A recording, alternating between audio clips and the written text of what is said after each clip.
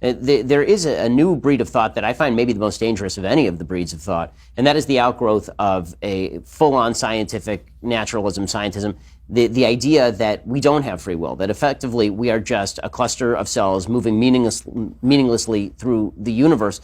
To support this proposition, what you see a lot of the advocates doing is appealing to scientific experiments, the Libet experiment, the experiments that suggest, for example, that your brain is activating before you even know what you're thinking, that you're not making a conscious decision, that effectively you are just a series of firing neurons that thinks that you are willed, in the sort of Spinoza phrase. How do you respond to accusations that human beings, there is no truly innate value to human beings? Basically, we're just a piece of meat that has some firing electrical neurons. Well, I would just ask him a simple question: is what you're saying true or purely determined?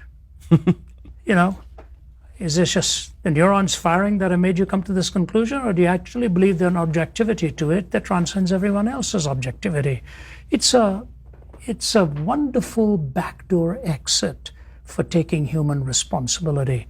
Why do we even have our courts then? They're just firing neurons. They're behaving by predetermined ways. About a month ago, I was in the most dangerous prison, what used to be the most dangerous prison in America, the Angola prison in Louisiana. This is my third visit there. They have nearly 6,000 prisoners, and 85% of them are on life without parole.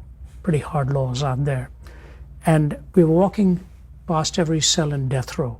It's a very sobering thing, Ben. I'm sure you've been to places like that.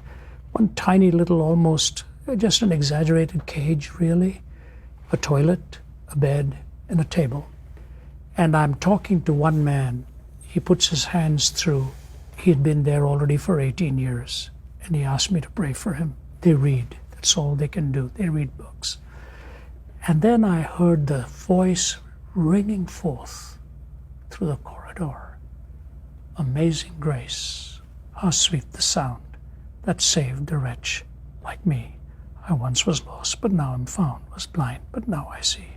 I looked over and the guard there was wiping the tears away, okay? So 3 or 4 of us walk over towards him. And I look at him and he is bellowing this thing out, a fine, beautiful African-American voice, powerful, poor guy. All races are represented there. The first guy I met was from the white race, 18 years, waiting on death row, and yet this guy is singing that song. So I said, how long have you been here? He'd been there somewhere near 20 years. His bed was covered with crosses. Simple twine, a cross wound with twine.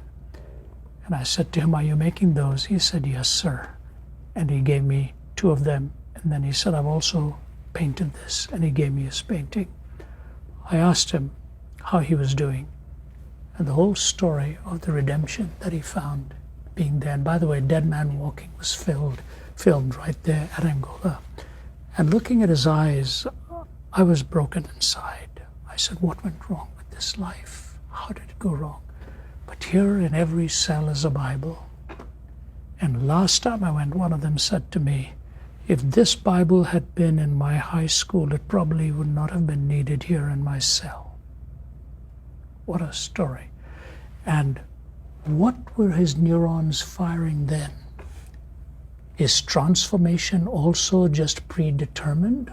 Or is it something we applaud and say this man is now free to truly walk out after being freed from his inner slave? So this sense of determinism, it goes back to, B.F. Skinner and some of these others who came out in the 70s. It was just another backdoor escape to justify that we are the way we are. If that is true, that we ought not to be mocking anyone who believes to the contrary, because they too are predetermined to wire that way. The moment you make a hierarchy of ways, you no longer believe in determinism, you believe in an objectivity on the basis of which to define somebody's subjective response.